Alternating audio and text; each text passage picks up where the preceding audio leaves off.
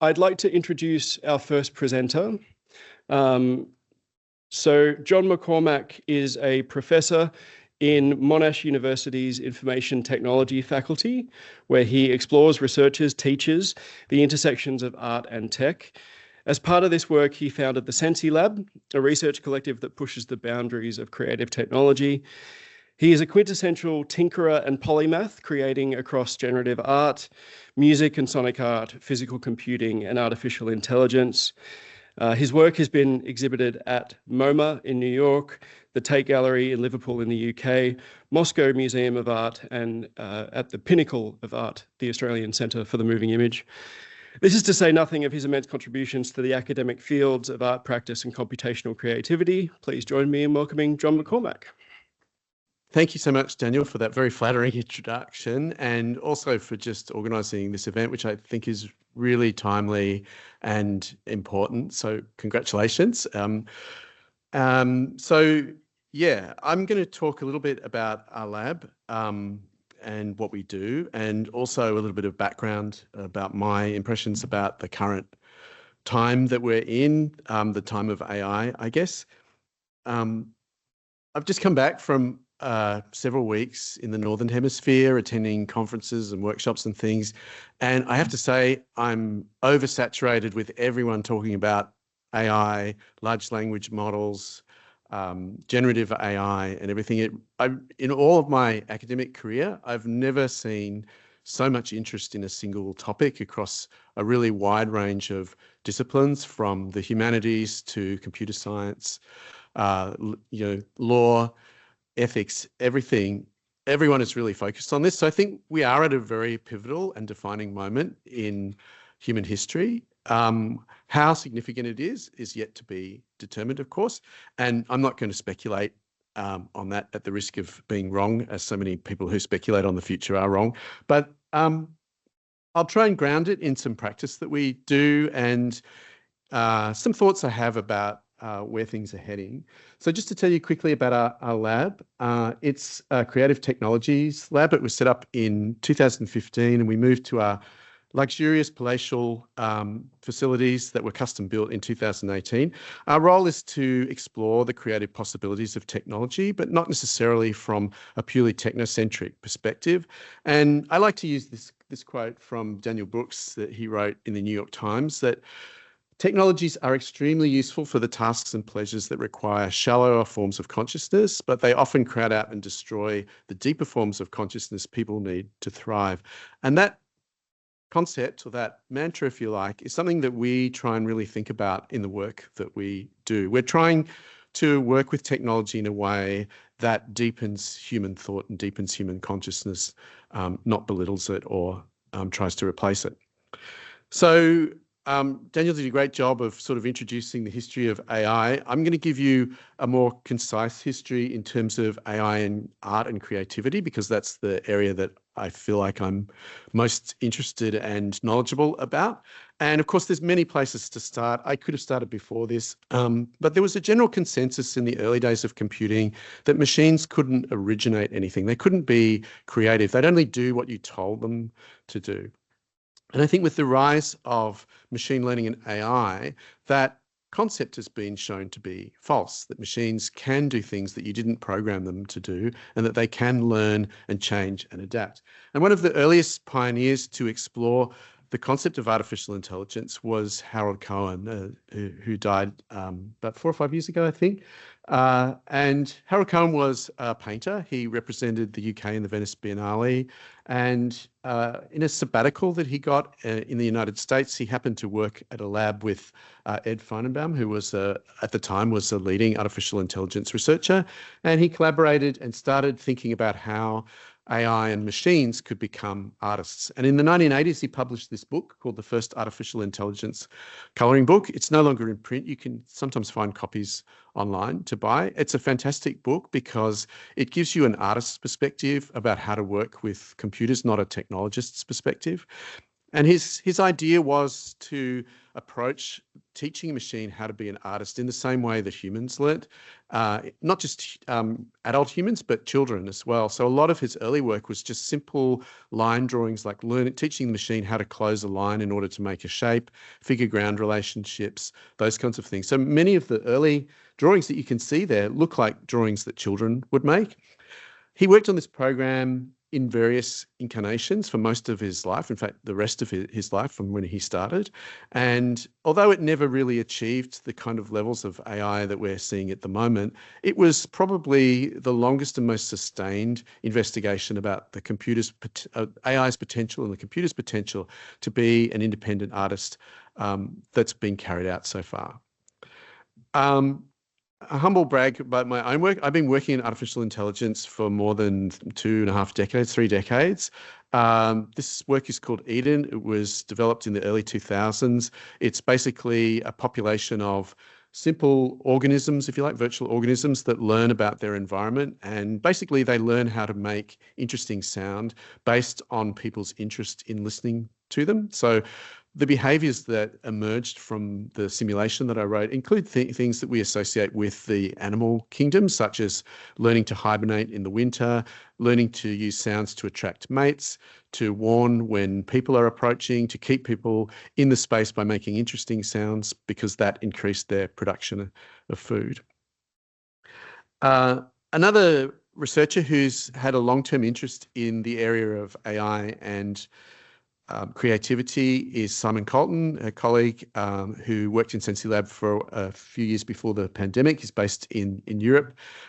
He wrote a program called The Painting Fool. And again, he modeled himself on Harold Cohen. He wanted to sort of dedicate his life's research to creating a program that was an independent artist.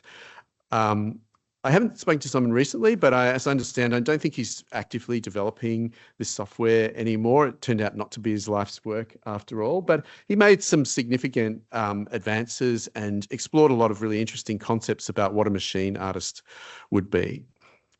But things really took a huge leap around about beginning from 2015, I'd say. But as this article in the New York Times from August in 2017 shows, that around that time, it was entering the mainstream. People were starting to question the idea of machines becoming creative, machines reshaping how we conceptualize music, art, and creativity in general. So that was quite a long time ago in relative terms, in technology terms at least. And then, of course, another milestone event was the art collective, or the so-called art collective Obvious, who used what is now a very primitive AI technology, generative adversarial networks, to generate a work of supposedly art, put it in a nice picture frame, auction it at Christie's, and sell it for around $432,000 US. And at the time, it was considered to be a huge milestone in AI art. They made a lot of claims about it being the first AI-generated art, and of course, anyone knowledgeable in the area knew that that was not true. And as artists, they seem to have largely disappeared. They had a little bit of a flare in the NFT bubble, but have since disappeared. At the time this came out, we were kind of interested in this in our lab. So we thought, how hard is it to actually make a picture like this? It took about 10 minutes to make a picture that's pretty much similar to. So these are the ones that we made with the same software that they used. So in terms of return on investment, for 10 minutes work, it was pretty good. I mean, I know it took them longer than 10 minutes to do, but we look at these images now and think how crude and defining of the time they were, and that time was very short. It was only about 1.5 years. This is an image that was just pulled from a Discord server last year. It's completely AI generated. Any of you who've used software like Midjourney or DALL-E 2 will appreciate how sophisticated these image generation generative AI systems have become over the last few years, to the point where you can now, with the right prompt, generate an image that is very difficult to tell the difference between something that a professional photographer or illustrator would be able to create that would take them a lot longer. And of course, you don't need a lifetime of experience in terms of how to do cinematic lighting or the technology or the aesthetics of photography or illustration. You don't have to have, spent your childhood and your learning years learning how to draw, any of those things. You just type in a prompt and you get something that's at human level. So with that in mind as a background, I'll talk about some of the alternative ways that we've been looking at AI in our lab. And I'm going to cover quite a few projects. Some of them I'll do quite quickly, but of course, if anyone wants more information on these, please just let me know, get in touch. The first, not the first foray, but one of the most interesting forays I think that we started with was this program called Art or Not. It came about because one of the members of our lab, because we're based in an art and design school. Every year in the arts and design school, they have an annual show where all the students exhibit their work. And one of the programmers in our lab was visiting the show and found a pile of rubbish on the floor and wondered if it was actually part of the exhibition or not, and was concerned about his ability to distinguish what was actually art in an exhibition and what was not. It turned out that the rubbish was actually art. So as all good computer scientists did, he thought, I'll automate this process. I'll defer having to worry about this problem to a machine. So he trained an artificial intelligence on all of the publicly available artwork at the time, which was largely from the corpuses of US museums, because they were at the forefront of releasing digitally their collections. Australian museums have been a lot slower in doing that. And basically, he used a technique called visual similarity search. So this app is a phone app. You point your camera at the thing that you're trying to determine whether it's art, and it basically rates it as art compared to other art that it's seen before. And it shows you art that it thinks is similar to that, to give you a sense of what, perhaps if it's plagiarized even, or what art is similar. And the surprising thing that we found was it actually did a really good job of determining what was art and what wasn't. Of course, occasionally it made mistakes. There was one control in it, which was how critical you wanted it to be, and you could make it less critical or more critical. But it was really interesting sort of foray in the earliest days of AI as to, can we let an AI settle an argument about whether something is really art or not. This project was done by a former PhD student of mine, Nina. She was really interested in the idea of understanding emotion through AI. So this is a very early screenshot of an early version of the software that's just on her laptop. So basically, this project was about using machine vision to understand a person's emotion. And if anyone's looked into this whole idea of machines understanding emotion, you'll know that the science on which it's based is fundamentally flawed, like categorizing people's emotion into categories like happy, sad, surprised, angry, and so on is a gross generalization of the full gamut of human emotion. But anyway, she was cognizant of that, but used it as not as a way to tell you how you're feeling, but to use that to seed an early version of GPT-2, that was trained on a corpus of poetry that she liked, to generate a poem based on your emotion. And so after a couple of iterations in the lab and working with the designers and technicians in our lab, this is the final version of the project. So it's a mirror that you just look into, and the camera is concealed behind the mirror. After about 10 or 15 seconds, a poem appears that is unique, and there's an infinite number of possible poems. So each poem is unique to you. As long as you stare at your reflection, the poem remains on the screen, and then when you turn away, it disappears.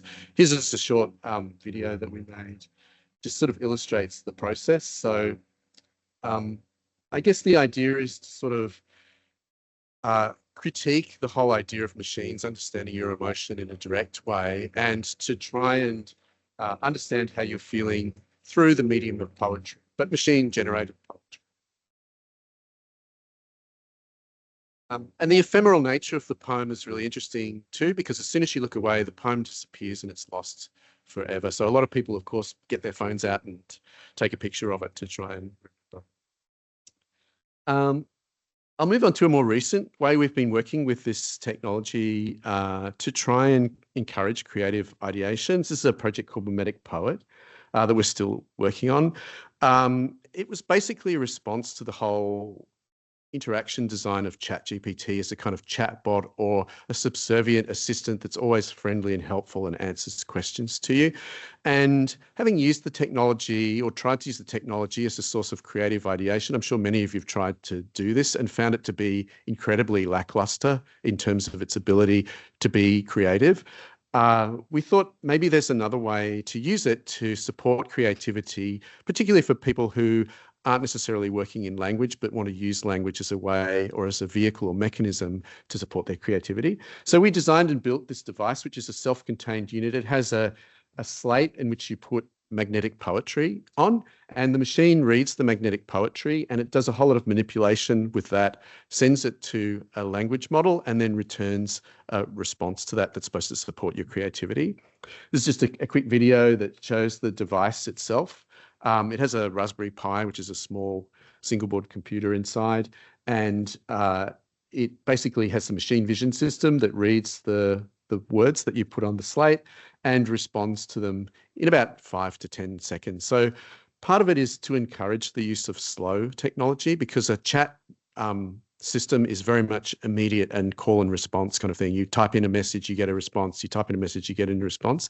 This is a much more considered and slow use of the technology, and deliberately so. The physical location of the words makes you think about language. And of course, it forms connections of language in unexpected ways, because words can by random just be physically located near each other. You're also limited in your vocabulary, because you can only work with the words that are represented on the screen. So all of those things help to delineate the whole intentional fallacy that has been discussed in language studies for many decades, but also the intentional fallacy of AIs, and the fact that AIs have no intention. They're simply just very sophisticated mechanisms for statistically amalgamating language and homogenizing language together. We also developed a series of tokens which basically kind of change the mode, and that allows you to do things like ideate, to collaborate.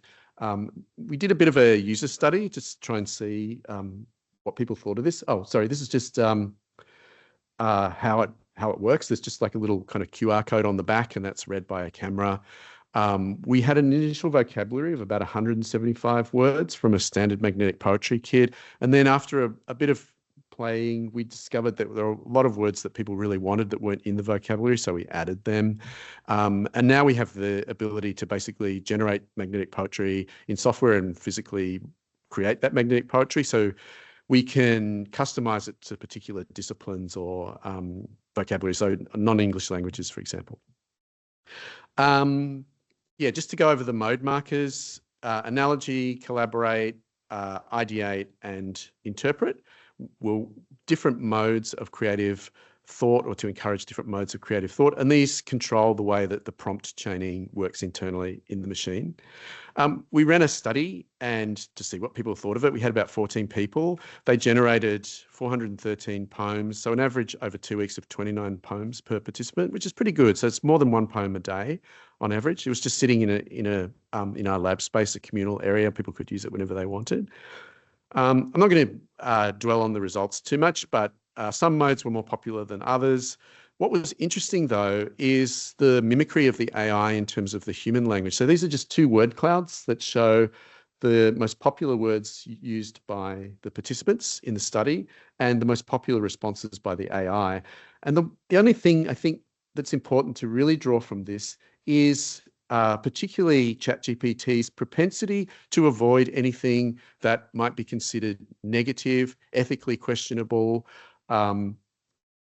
anything sad, or it's always kind of upbeat and positive. And so you'll see things like some of the words we're looking at, like dead, for example, is much more common and it's less used by the AI.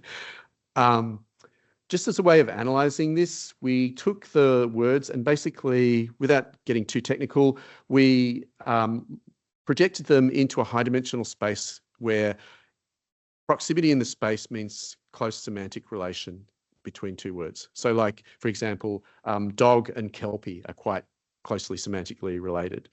And then we take that very high dimensional space, which is thousands of dimensions, and basically reduce it down to 2 dimensions so humans can kind of try and understand it. So what this shows is the blue dots are the human words and the orange dots are the AI words. So you can see that the AI avoids certain words, but it also tends to focus around the periphery of some words, but it has a much more greater vocabulary. And I think this kind of reverse engineering and semantic understanding of what these language models are doing is a particularly interesting area. And the whole area of AI psychology, I think, is going to become something that people are going to have to start dealing with fairly soon. This is the latest iteration of the device. So a lot of the feedback was that people wanted more control and they couldn't remember what the markers meant. So our next idea was, because we have a lot of people who like modular synthesizers, was to basically, let's put a lot of knobs and controls on there and see how it affects. So basically, it's a work in progress. So this is from just a couple of weeks ago. We just finalized what the knobs will do yesterday. So I can tell you that the bottom sliders are basically personalities. So we started off looking at big 5 personalities, but that was kind of boring. So we've been looking at other models of personality. So you can dial in the personality of the AI that you want to interact with. So the buttons at the top give you presets. So I think we've settled on guru, accountant, bestie, and I forgot what the 4th one was, but just to kind of give you a rough setting for the dials about how you would want the AI to behave to you. We've got customized knobs for the age. So you can dial it down to baby level talk. So it just sort of talks like a baby, up to 90-year-old. There's a sarcasm dial, an irony dial. We're experimenting. The nature of the software allows us to basically change a lot of these to see, by altering these kinds of parameters, if we can actually get the AI to do something more interesting.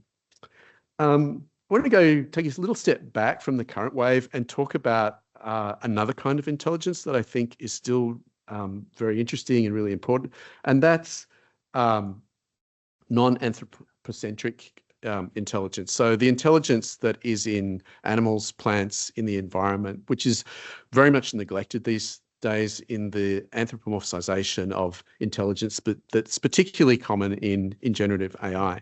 So 2016, a colleague of mine from the University of Melbourne and I did a special issue of Digital Creativity looking at post-anthropocentric creativity, to look at what kinds of creativity might emerge from the non-human. And I love this artwork by Tim Knowles called Tree Drawings, where he basically attaches pens to trees and creates these beautiful pen drawings just based on the environmental conditions. So as the wind is blowing, it creates a drawing, and different species and different environmental conditions result in fundamentally different drawings. This is an early piece of software I did in 2012, where I got very simple agents to follow some very basic rules and learn about their environment. And one of the rules was a propensity to either draw very densely or to draw in a very low density way. And the surprising thing was, with just hundreds of these agents drawing with these very simple rules, you get these drawings of incredible complexity. So none of this is sort of programmed into the system. It just emerges in a kind of bottom-up way, which I think is really interesting. 2014, we decided to put this algorithm into physical robots and get them to actually draw.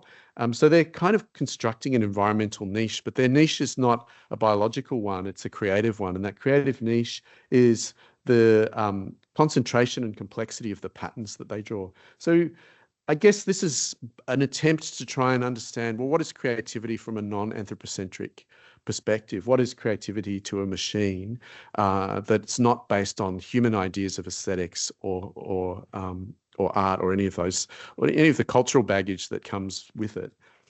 And we've been working on this project for quite a long time, and we have a sort of long-term interest in developing these robots. This is an exhibition in the Moscow Museum of Modern Art before the war in Ukraine.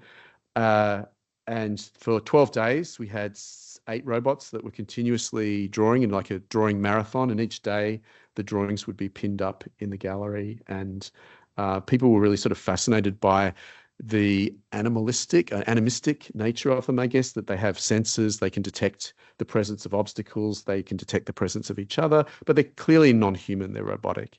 This is the current iteration, which we've actually managed to turn into a kit that you can buy, and we have a lot of schools using this now as a sort of stealth way of getting creativity into the STEM agenda in schools.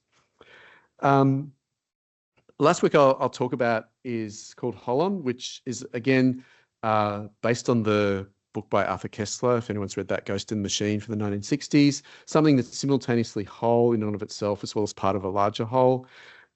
This was a site-specific commission for work in Docklands in Melbourne. I'm sure if everyone from Melbourne will know where Docklands is and know about these pylons, these heritage-listed pylons that are there.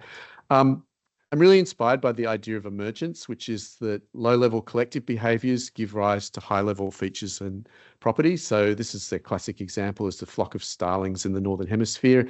None of them have a plan or there's no, kind of lead bird telling all the other birds what to do.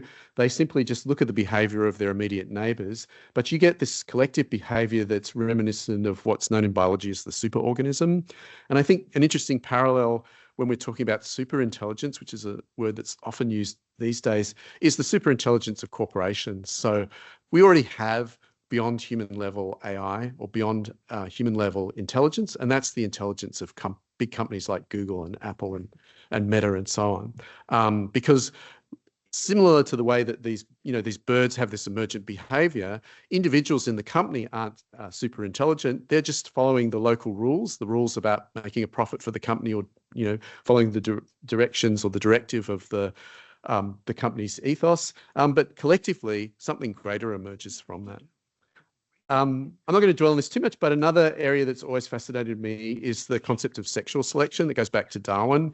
And that is the way that these individual traits emerge in sexual differentiation in animals and arguably in humans as well, in order that they're genetically difficult to do. So for the peacock to maintain this incredibly luxurious plumage is actually counterintuitive to the idea of evolution as being about survival, because it makes it harder for the peacock to survive, right? Because it's got to carry around this massive tail. It's also got to devote energy and time to keeping it plumed and looking great. And the sole purpose is to demonstrate the power of the peacock's genes to the peahen, who doesn't have the same traits, as a way of deciding whether to choose that particular individual as a mating partner. So this idea is not new. It's often seen in birdsong, and there was a very famous paper by Peter Todd and Greg Werner in the late 1990s that looked at the idea that you could take this idea and use it to evolve more complicated composers and critics simultaneously. So the analogy is from birdsong. So males make a song, the female is the critic to decide whether to mate with it. Of course, the male is competing with other males, and there are other females considering each of those males. But over time, you get over evolutionary time, you get increased fitness, which is basically the males become better composers and the females become better critics. So taking this idea, I made these 3 cybernetic devices, but rather than restricting it to the sexual binary of male and female, I added a third one, because of course it's art, because you don't have to follow the rules of biology, just to see what would happen. So there's a composer generator, there's a collector critic that collects sounds in the environment and listens to them and transmits the ones that it likes. And there's a disruptor that basically takes the sounds that it hears and changes them, like forwards them on, but modifies them or alters them in some way. And the idea is to basically insert a kind of cybernetic life in an acoustic and physical environment that's not the standard technology that we bring into the environment, like mobile phones or computers and that kind of thing. An actual artificial organism, a cybernetic organism that adapts and changes its environment. So it's actively involved in trying to settle into an environment, largely acoustically. So all of these sounds are happening in the environment, and the introduction of this cybernetic life in there is a sort of interesting form of technological colonization of that environment. So this is what the devices look like. They have a microphone and a speaker. They're completely solar powered, so they don't require any energy apart from the energy from the sun to operate.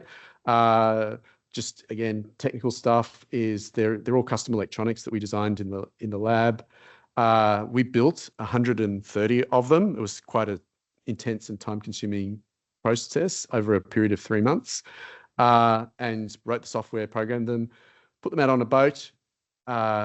This is just a really quick example of them learning to communicate to each other through sound. They can make very simple sounds, or they can sample sounds from the environment.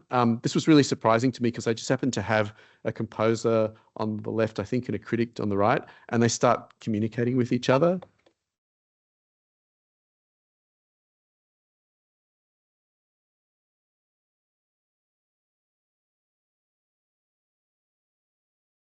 So they're actually waiting for one to make a sound and responding to that before the other one does. So you can kind of see it as a very crude and primitive form of communication.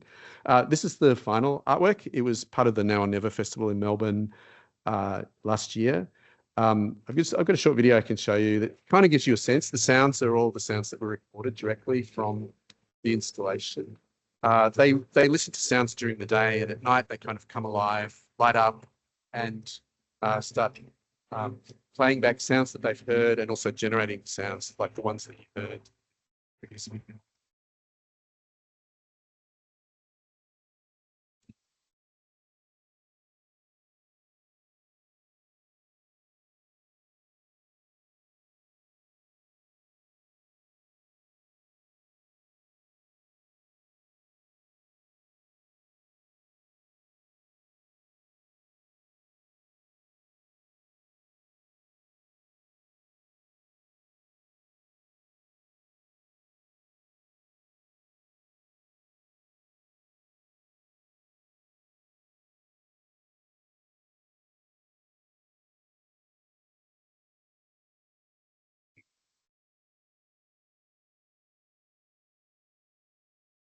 You might be able to hear the sounds of the gulls there. Some of them are actual gulls, and some of them are the devices themselves making gull sounds.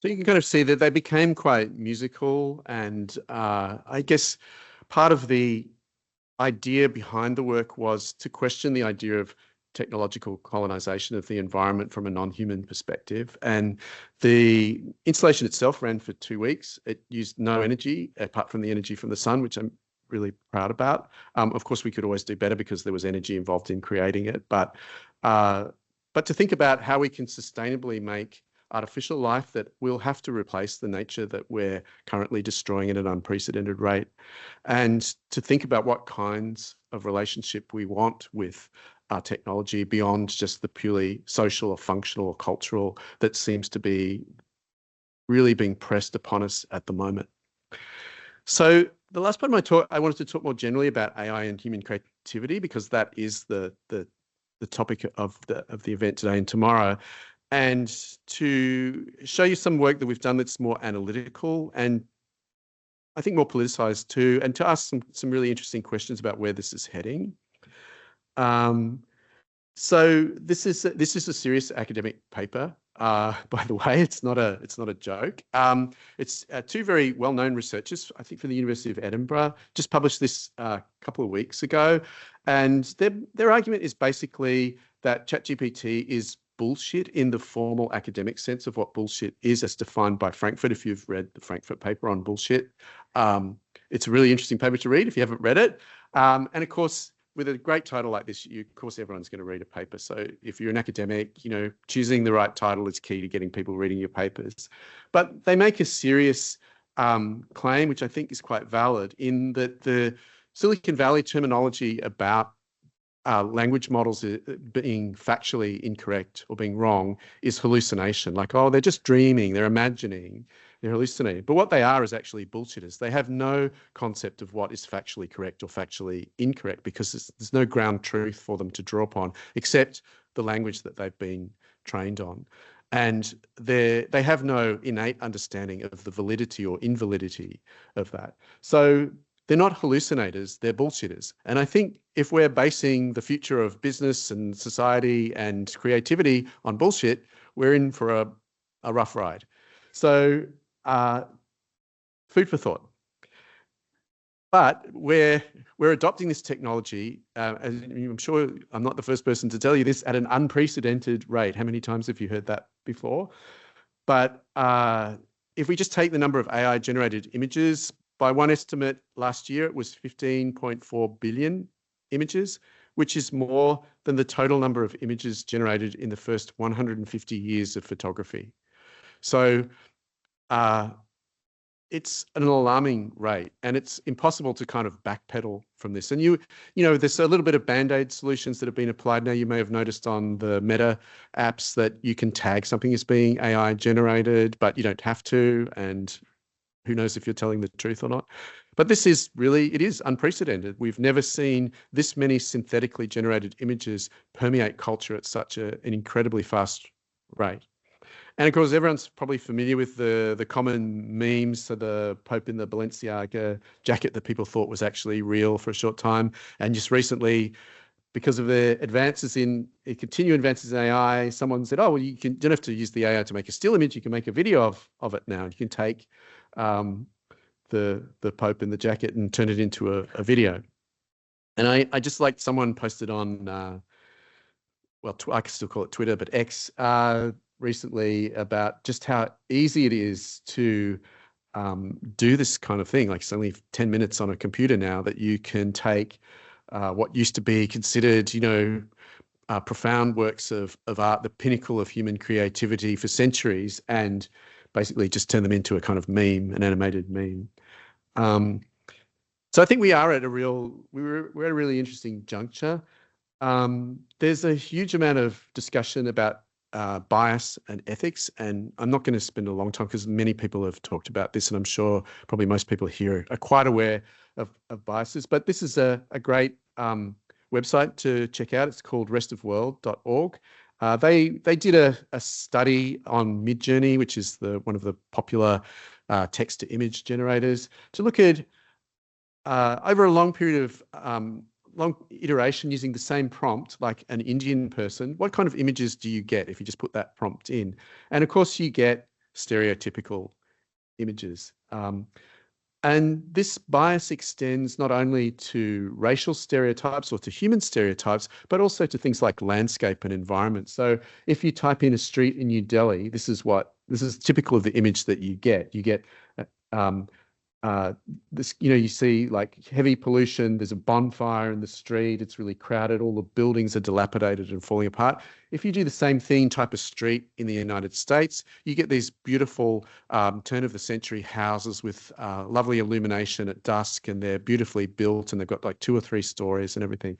So the long-term implications of these, I think, are really profound because they're just amplifying existing stereotypes that already existed, but they're AI generated, and that is dangerous because they can be generated at unprecedented rates. It's harder for someone to manually do this in Photoshop, but it's easy for someone to automate this process completely.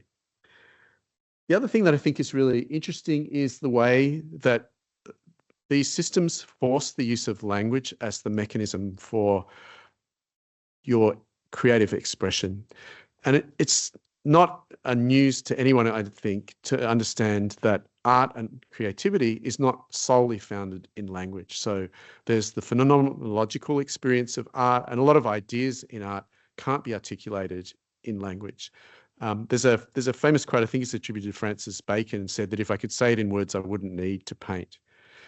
But these systems force you to say it in words, and that's because that's the only way that you can get the models to work.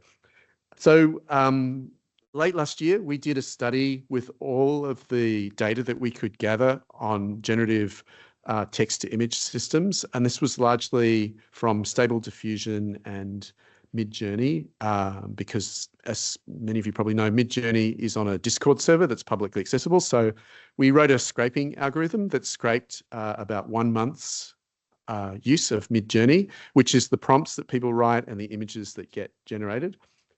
We ended up with about 3 million images and the prompts that created them.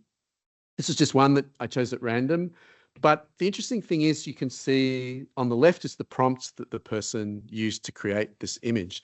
And I have to say, this person is under a great deal of illusion that the kind of poetic language that they're using, like imagine a dream-like scene where reality blurs and the boundaries between woman and peacock dissolve. Sketch a woman's body full of delicate vulnerability, her features soft and poetic.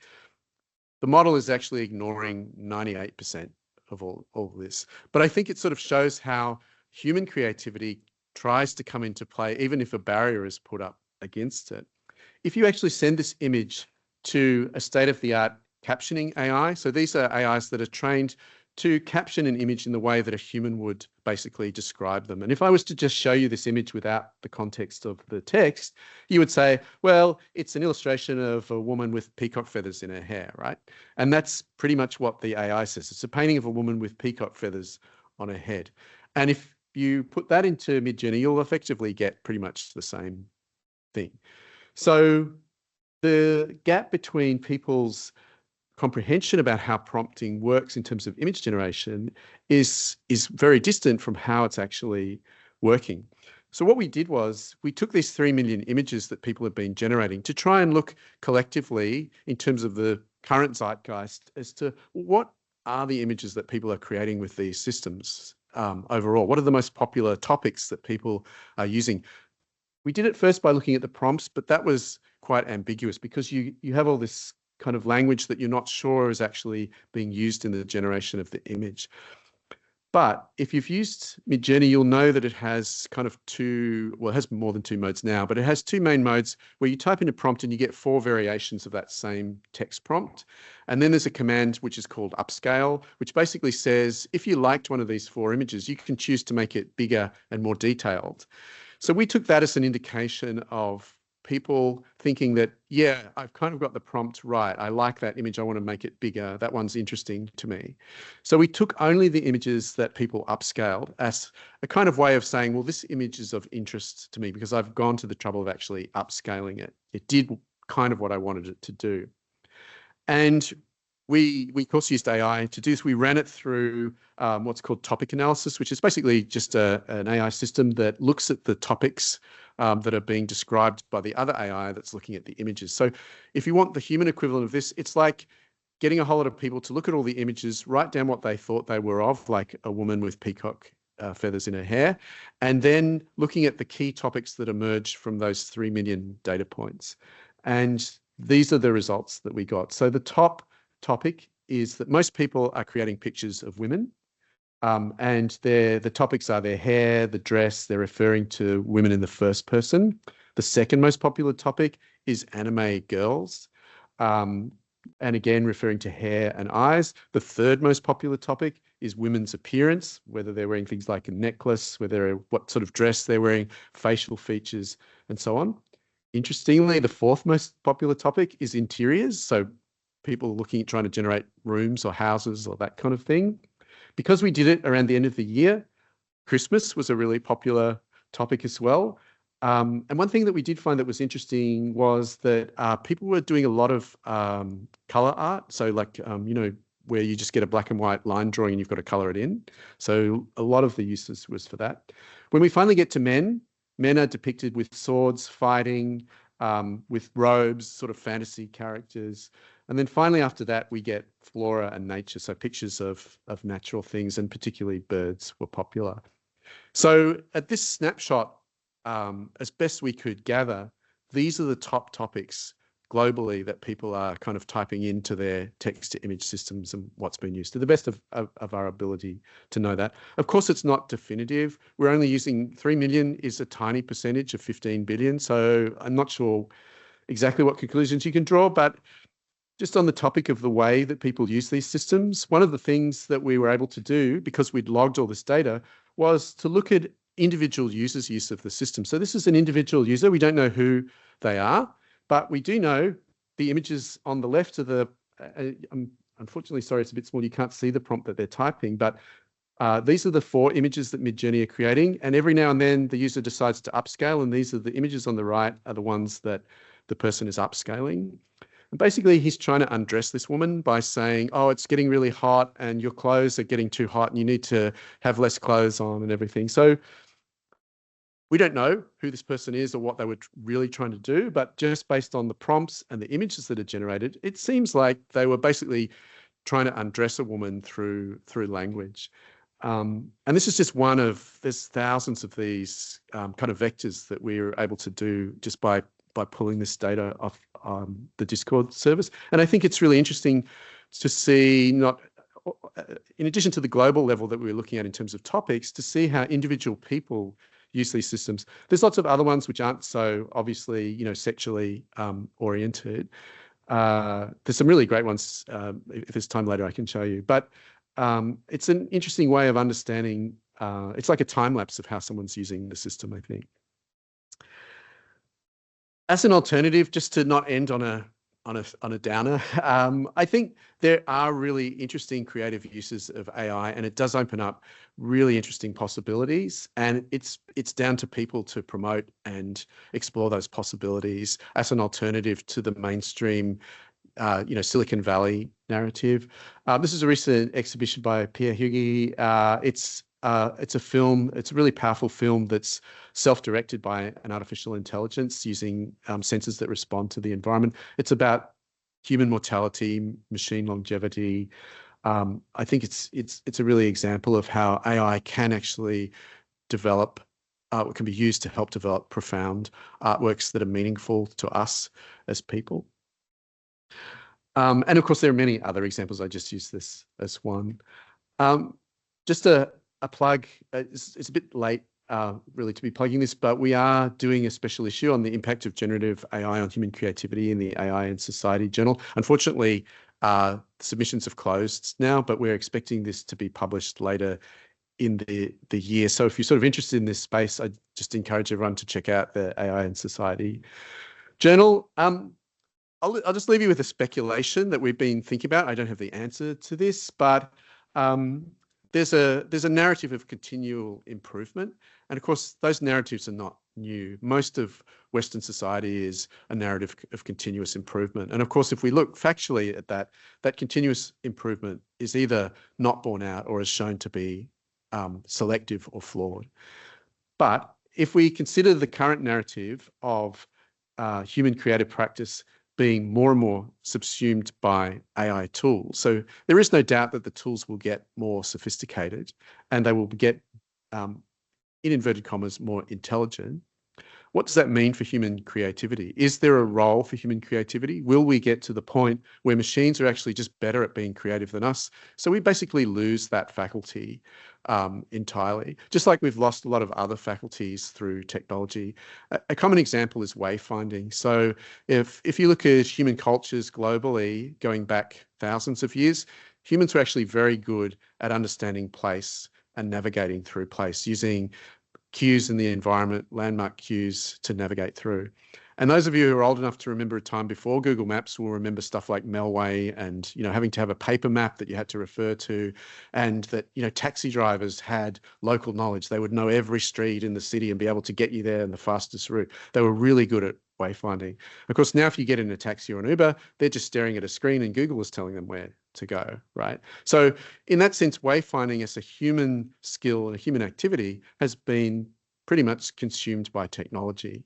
So there's no reason to believe that other human skills, and this is not just the case recently, it's the case throughout human history, that as we've developed tools that are more and more sophisticated, we've relied less and less on certain skills that were important before we had those tools.